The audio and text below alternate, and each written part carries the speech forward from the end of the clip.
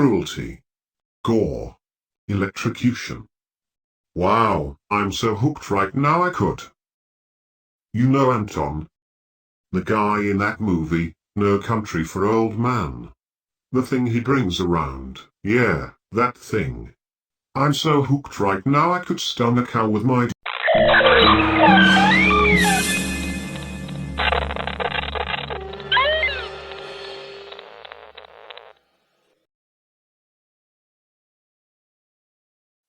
Hey you dear fellow genealogists. Welcome to Ed Gein's Rabbit Hole. My name is Jezebel von Nipples, and today we are going to talk about Ed Gein's family's early years in Crosse. Last time we met, we learned that Augusta's parents were from Prussia, that they first settled in Crosse but at some point, left for the town of Hamburg, and that in 1900, as the eldest child still at home, Augusta was somehow playing the role of woman of the house, and substitute mother toward the younger ones. That George's real name was G and not Gein, that when his parents died, he went to live with his uncle Leonhard Dingeldine, that he seemingly never has been fully accepted as a member of the family, and that in 1900, he was 26, and something like a slave on his uncle's farm. And most of all, that it would have been impossible for Henry Gein to be conceived otherwise than outside of wedlock. In other words, Gein is a fake name, Augusta is a hypocrite, and everything is bullshit. Okay, that's enough. There's no reason to get emotional here. Life is ugly, and you are a proof of that, so would you please calm down and get over it? Geez. Anyway, knowing that George and Augusta were living with their parents in June 1900, and that Henry is born in Crosse on January 17, 1901, we can assume that they had to move somewhere during this time window, and as long as one can rely on the reported date of their marriage, it would imply that they had to move on a minimal distance of 17 miles at a time that maybe it's cold outside, if not downright covered with snow, in a historical context of dirt roads and literal horsepower. Would it be then delusional to consider the possibility that Augusta has been coerced into a hastily organized wedding and kicked out of the house, and then maybe explain her neurotic reactions toward nasty big no-no premarital sex before marriage? And what about the inherent evilness of woman that should be shunned as much as possible? Does it not sound like someone who's projecting her own downy down their tickleadas on every woman for the only reason that she was one of them? And the idea according to which, and I quote, if a woman is good enough for intercourse, she's good enough for marriage.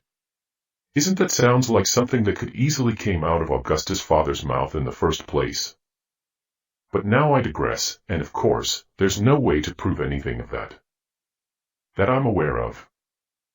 On the other hand, what we do know is that despite that possibility, her off-road pregnancy did not seem to alienate her from her brothers and sisters left behind in Hamburg, and if that's so, at least, not for too long. Actually, time will show quite the contrary. Remember Gustav? Having left Hamburg about 10 years earlier, Gustav Adam, the first American-born and surviving child of the Lehrke family, appears for the first time in Crosse directories in 1891, indicating that he was then living in the south of the city, at 1229 10th Street. Somewhere between 1891 and 1893, Gustav moves from that house to the one next door, just to be back in 1895, and though he had a stable job at the John Paul Lumber Company, he unexpectedly disappears from the directories from 1896 to 1900, only to reappears in 1901, year coinciding with the birth of his nephew, Henry George G. Interestingly enough, Gustav's name is not the only one who appears in the directory on that year, but also the one of George Philip G., newcomer in the city, who was then working at the Davis Metairie and Platts tannery. But way more interesting than that is that both Gustav Adam Lehrke and George Philip G. are respectively inscribed as living at the same address. Yeah. I know. February 29, 1904, Augusta's father dies at the age of 63 and is buried near his wife Amalia and father Christian Lehrke, at a place marked by an imposing monument almost identical in shape to the one of his father's, a design that is in no way even remotely funny, and thinking otherwise would just be grow up looser, not funny, on which is written a sort of liturgic poem that can be roughly translated by Great God and Lord, Grab my arms. Take my poor soul with you. Take it to paradise so that it can stay with you. Forever. Then followed by a second inscription appearing on numerous German tombstones of the Victorian era. Oh, blessed when the great day appears. With him, the eternal, his God. Although it cannot be affirmed here with certainty, there is contextual, but still intuitive, reasons to think that Friedrich's children left on the farm, stayed there for a while to pick up the slacks and raise the younger ones, and this, most likely under the supervision of one of his sons, Edward William Lehrke. Contrarily to George's biological and adoptive fathers, I have not been able to find any documentation about Friedrich's last will, but data seems to suggest that his demise might have been experienced as a breath of fresh air for some of his descendants. And who knows, maybe for certain, as a wake-up call.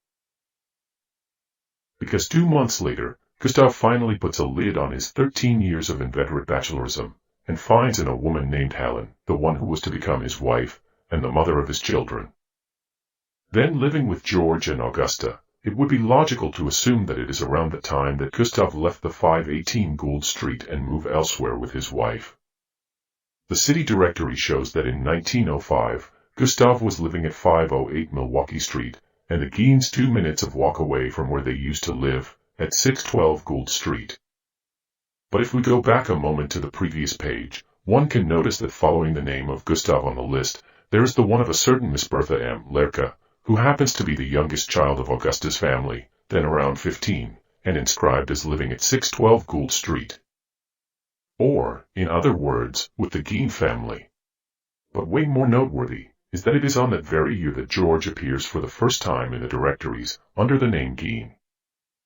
Somewhere between 1905 and 1907, George loses his job at the tannery, and despite knowing the exact reason why, an article published in the La Crosse Tribune of December 24, 1908, concerning the end of the operations at the tannery, mentions that it has been closed temporarily for some time, whatever what temporarily and sometime might actually represent, which opens the door to the possibility that maybe George wasn't personally to blame for that. August 27, 1906, at exactly 11:30 p.m., Edward Theodore Gein is born, and home-born that is, and the late hour at which he came to the world might explain why he used to answer August 28 instead of 27, when asked about his birthday later in life. During that same period, Henry Ernst Lehrke, one of Augusta's little brothers, leaves the farm of Hamburg to join the Gein family in La Crosse like Bertha did earlier, and in 1907, George Philip Gein and Henry Ernst Lehrke, the two men of the house, are both inscribed as working on the Chicago, Milwaukee and St. Paul Railroad. Meanwhile, Gustav moves his family from Milwaukee Street to where he used to live with the Geins when he was still bacheloring around like an unfaithful savage, thus increasing the concentration of Lehrkes by square mile to 8 in the neighborhood, including his wife and children, but that is of course, before he Hansel and Greteled them somewhere in the prairies or something. Oh yeah, that's right. I didn't tell you yet. Once upon a time, in a city then renowned for the congeniality and friendliness of its inhabitants, there was a man called Gustav Adam Lehrke, who not only was he dissatisfied with his life and family, but who happens among other things, to be one of Ed Gein's uncles too. This story is called, Left Starving on Lonely Waste by Fleeing Husband. Declaring she was abandoned on Dakota prairies, 5 miles from a railroad, without means of support, quartered in a mere shanty with her 3 children, Helen Lehrke, 518 Gould Street, has started an action for divorce against her husband Gustav Lehrke. Mrs. Lehrke says that they went west and were placed upon a claim, 25 miles west of Pierre St. on April 23, 1907. The husband constructed a small shanty to quarter his family and then left, providing his wife with no money and no means of support. The nearest neighbor was 3/4 of a mile away, and he supplied the family with food. The plaintiff recites further that the father sent her the means to return to Wisconsin on August 29, and that without his assistance, they would have died from the ravages of the elements. The plaintiff also says that Gustav, 2 years of age, was burned badly last March, but her husband refused medical attendance, although the boy was suffering severely and would have died. She says she summoned a physician, and that the life of the little fellow was saved in this manner. The usual charge of cruel and inhuman treatment also is made, while the plaintiff says her husband failed to provide the necessary household utensils after they were wedded. Why is the fact that Gustav's mother and grandmother respectively died at 50 and 36 now seems to make perfect sense? In Deviant, the shocking true story of Ed Gein, Chapter 3 is dedicated to some of Gein's childhood memories from Crosse, information that cannot be traced back in any documentation in my possession, but which, however, I suspect originally comes from a certain Dr. George Ernst, psychiatrist who happened to be thanked in the acknowledgments of the said book, and who himself relates one of them when interviewed for an episode of Clive Barker's A to Z of Horror, dedicated to Ed Gein. He recalled a time, it was, in fact, his earliest memory of her, when he was just a toddler. He was standing at the top of the staircase in their old house on Gould Street. Somehow, he lost his balance and felt himself being pulled or pushed down the steep flight of wooden steps by a powerful force. Panic turned his insides to ice. Suddenly, he felt a crushing grip close around his right arm. His mother was behind him, a wild look on her face, shaking him, shouting at him. He burst into clamorous tears, overcome by a rush of violently conflicting emotions: fright, relief, and guilt. If all information here given is accurate, Gein couldn't have been more than 2.5 years old when it happened. If one of Augusta's brothers seems to have shared more similarity with her in temperament and character than maybe most of his other siblings, placing him in a leading position in enterprises as life in general, it is Edward William Lehrke. Despite that he was to stay single for the rest of his life, every census on which he appears from 1910 inclusively describe him as the head of the house, and data seems to suggest that he was somewhat of an actual driving force in the Lehrke family. Somewhere between January 1907 and May 1908, Edward William gives up working the family farm and brings with him the rest of the family in Crosse to start a brand new life in the grocery business. Again, let's keep in mind that we are speculating here, but the fact that I didn't find any documentation about any kind of heritage following the death of Friedrich, and that some of his children, still pretty young on that day, would have needed a place to live, leads me to think that Edward William, who was then 19, decided to stay on the farm and run the place with the help of his sister, Emma. At any rate, on page 9 of the May 30, 1908 edition of Crosse Tribune, and for the first time that I'm aware of, there is an ad for Indian cornflakes featuring a list of the places where they could be bought in the city, a list on which figures the Lehrke brothers' grocery store, operated by Edward William and his younger brother, Henry. And the 1909 city directory shows that the arrival of the rest of the Lehrkes in town brings a second wave of changes over the life of the Gein family. Between 1907 and 1909, Henry and Bertha moved to join the rest of the Lehrkes at 1013 Avon Street. Edward William, at the head of his house and family, inaugurates the Lehrkes brothers' grocery store at 707 Rose Street in collaboration with his brother Henry. The Geins moved to 1032 Charles Street and, similarly, start their own grocery store in collaboration with Otto Ferdinand Lehrke, one of Augusta's brothers, under the name Gein and Lehrke. And no later than August 1909, the Lehrkes move again, but this time, into Gein family's former residence, at 612 Gould Street.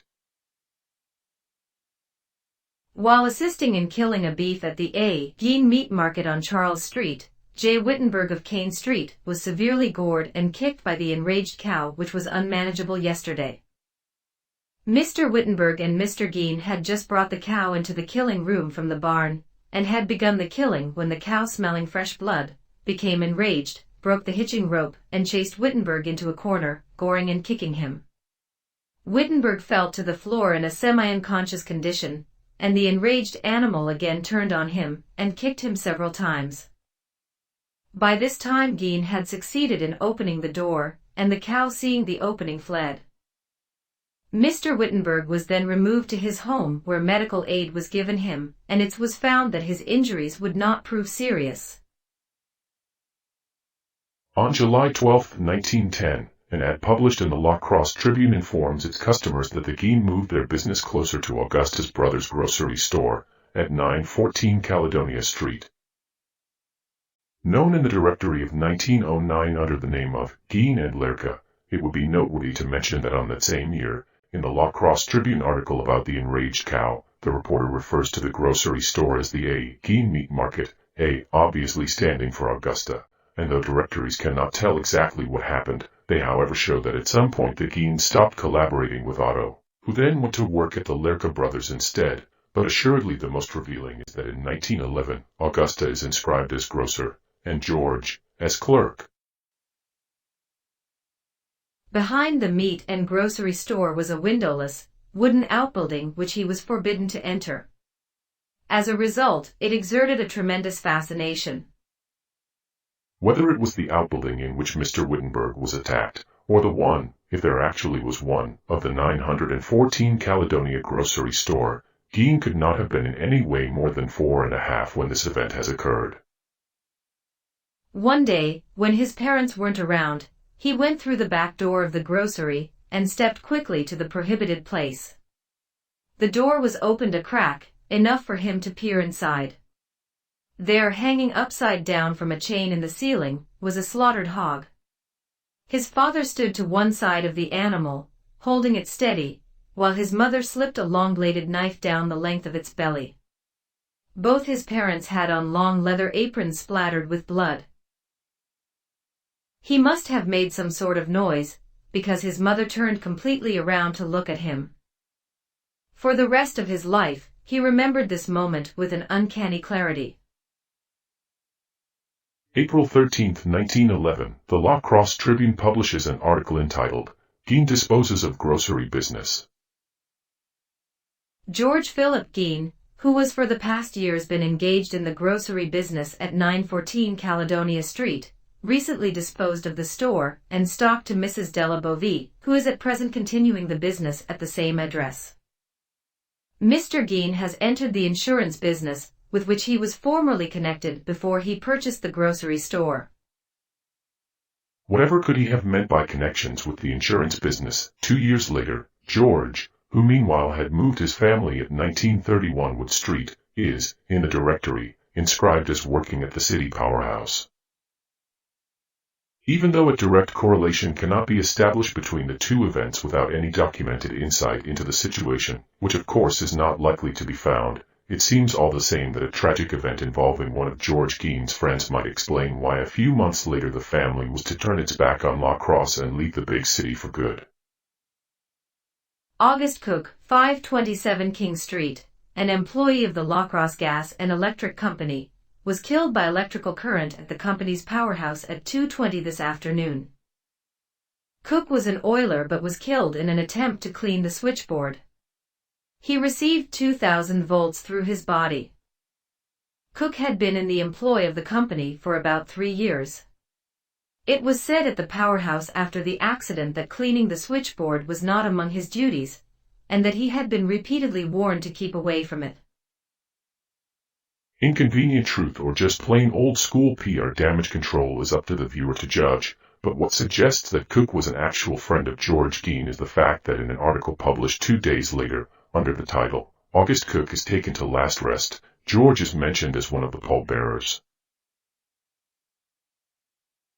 He remembered the time his mother had put a few coins in his hand, and instructed him to go to the German bakery a block from their home to buy a loaf of bread. They were still living in Crosse, so he couldn't have been more than 7.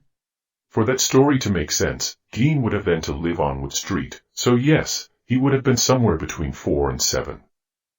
Somehow by the time he reached the shop, the coins were gone.